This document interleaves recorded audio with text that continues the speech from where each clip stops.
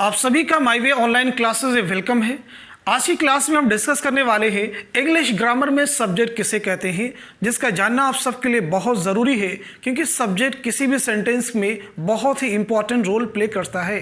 Subject क्या हो सकता है, उसकी पार्ट ऑफ स्पीच क्या हो सकती है, सब्जेक्ट को पता करने के लिए हम सेंटेंस में किन वर्ड से क्वेश्चन कर सकते हैं, ये सारी चीज़ें आज की क्लास में हम डिस्कस करेंगे। तो सबसे पहले हम समझते हैं सब्जेक्ट किसे कहते हैं।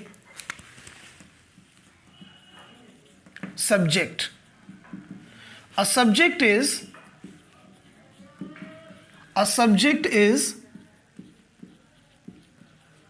someone or something that we talk about.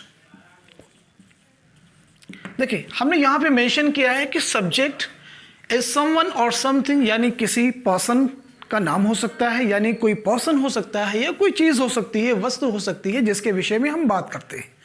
अब इंपॉर्टेंट चीज़ ये है कि सब्जेक्ट की प्लेस पे कौन कौन सी पार्ट ऑफ स्पीच यूज़ की जा सकती है, तो इसको आगे हम बात करने वाले हैं। दूसरा पॉइंट यहाँ पे आपको नोट करना है, only nouns, pronouns, only nouns, pronouns or noun equivalent words can be used as subjects.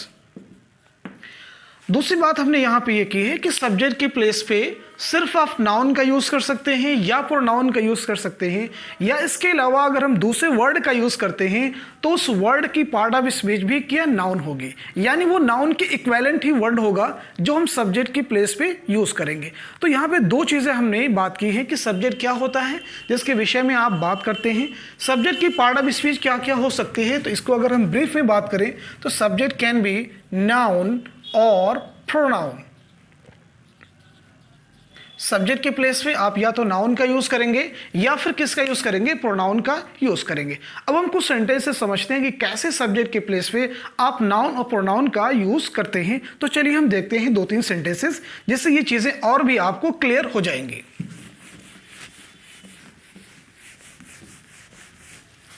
जैसे मैंने यहां पे एक सेंटेंस नोट किया है, हमने यहां पे लिखा India is a developing country. India is a developing country.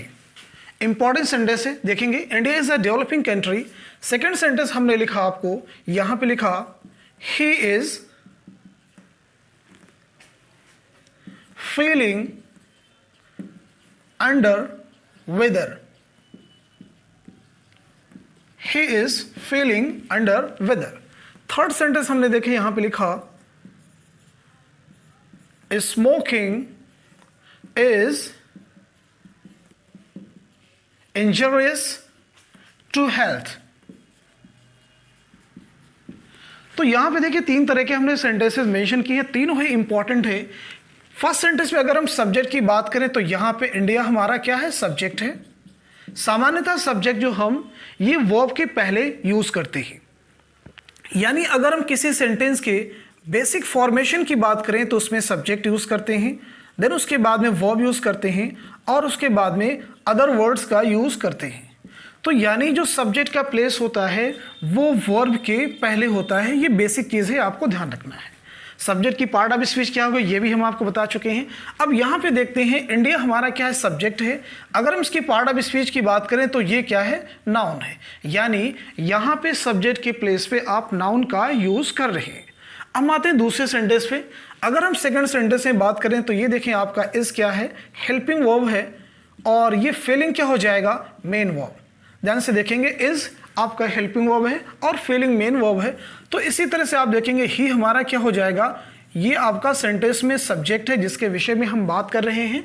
तो ये हो जाएगा सब्जेक्ट। यहाँ पे सब्जेक्ट की पार्ट ऑफ स्पीच क्या है, प्रोनाउन। यहाँ पे सब्जेक्ट की पार्ट ऑफ स्पीच क्या है, प्रोनाउन। इसीलिए क्योंकि ही जो हमारा होता है प्रोनाउन का सब्जेक्टिव केस होता है। अब चूंकि नाउन के केसेस चाहे वो ऑब्जेक्ट के प्लेस पे यूज हो, सब्जेक्ट के, दोनों ही सेम रहते हैं, बट प्रोनाउन की अगर हम बात करें तो उनके अपने केसेस होते हैं, यानी सब्जेक्टिव केस होते हैं और ऑब्जेक्टिव केस होते हैं। जैसे ही हमारा सब्जेक्टिव केस है और इसी का ऑब्जेक्टिव केस क्या हो जाता है, हिम। तो आप यहाँ पे ध्यान रखेंगे, यानी जो नाउन आप यूज करेंगे तो ये तो सेम ही रहेगा, इसका अपना कोई केस नहीं है, ठीक है। जैसे इसको यूज करेंगे सब्जेक्ट के प्लेस पे तो ये सब्जेक्टिव केस हो जाएगा, ऑब्जेक्ट के प्लेस पे यूज करेंगे तो ऑब्जेक्टिव केस। लेकिन जो प्रोनाउन होता है इसको जब भी आप सब्जेक्ट के प्लेस पे यूज करेंगे तो इसका सब्जेक्टिव केस ही यूज करेंगे। कौन सा केस यूज करेंगे, सब्जेक्टिव केस। सब्जेक्टिव केस में जैसे आप आई का यूज करेंगे, वी का यूज करेंगे, यू का, ही का, शी का, इट का, दे का, ये सारे होते हैं आपके पर्सनल प्रोनाउन के सब्जेक्टिव केस। अब हम आते हैं थर्ड सेंटेंस पे। तो थर्ड सेंटेंस में आप देखेंगे यूज किया गया है smoking is injurious to health.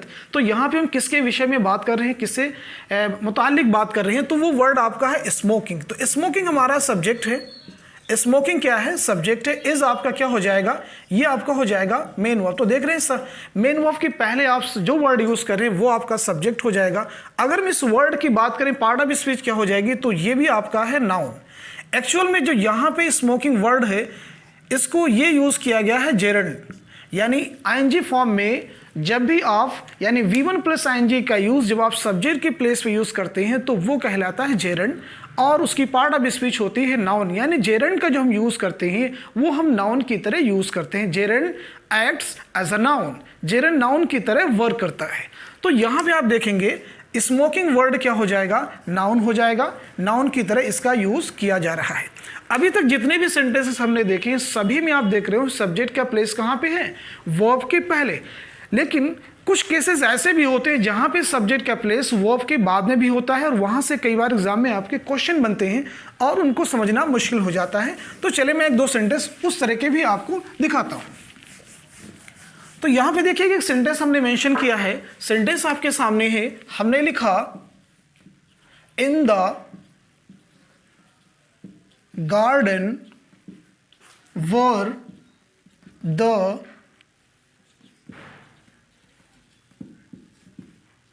beautiful flowers. In the garden were the beautiful flowers. Second sentence देखेंगे, हमने यहां पे लिखा here comes the bus. Here comes the bus. तो इन दोनों ही सेंटेंसेस में अगर आप देखेंगे तो सब्जेक्ट जो हमारा यहां पे क्या है, फ्लावर्स, ये हमारा सब्जेक्ट है, और यहां पे सब्जेक्ट क्या है, बस। यहां पे सब्जेक्ट क्या है, बस। इनकी पार्ट ऑफ स्पीच क्या हो सकती है वो आप समझ चुके हैं। यहां पे सिर्फ इतना आपको समझना है कि जो सब्जेक्ट का प्लेस होता है वो वर्ब के पहले भी होता है, लेकिन कुछ सेंटेंसेस ऐसे आपके एग्जाम में मिल सकते हैं कि उसको हम वर्ब के बाद में भी यूज कर सकते हैं। जैसे यहां पे देखेंगे आपका वर्ब क्या है, वर्ब, इसीलिए आप देखेंगे फ्लावर्स के अकॉर्डिंग इसको आप प्लूरल यूज कर रहे हैं। अगर आपका सब्जेक्ट यहां पे देखें गार्डन ही होता तो इसके अकॉर्डिंग यहां पे वॉज होना चाहिए, क्योंकि सब्जेक्ट हमारा क्या है, फ्लावर्स, जिसके विषय में हम बात कर रहे हैं। इसीलिए वर्ब भी आप क्या यूज कर रहे हैं, यहां पे प्लूरल वर्ब यूज कर रहे हैं, क्योंकि सब्जेक्ट क्या है, प्लूरल यहां पे है। यानी प्लूरल नाउन जब होगा सब्जेक्ट तो वर्ब भी आप प्लूरल यूज करेंगे। यहां पे देख रहे हैं आप बस का यूज कर रहे हैं, बस चूंकि सिंगुलर नाउन है तो जब सिंगुलर नाउन यूज करेंगे तो वर्ब भी आपका क्या हो जाएगा, यानी चूंकि ये प्रेजेंट इंडेफिनिट है तो जब आप सब्जेक्ट के प्लेस पे थर्ड पर्सन सिंगुलर का यूज करते हैं तो प्रेजेंट इंडेफिनिट में वर्ब के लास्ट में एस या ईएस का यूज करते हैं। इसीलिए यहां पे बस हमारा सब्जेक्ट है, थर्ड पर्सन सिंगुलर है, तो वर्ब के लास्ट में एस का यूज किया गया है। आई होप आपको सब्जेक्ट से रिलेटेड जितनी भी चीजें थी वो क्लियर हो चुकी होंगी। Thank you so much in this class.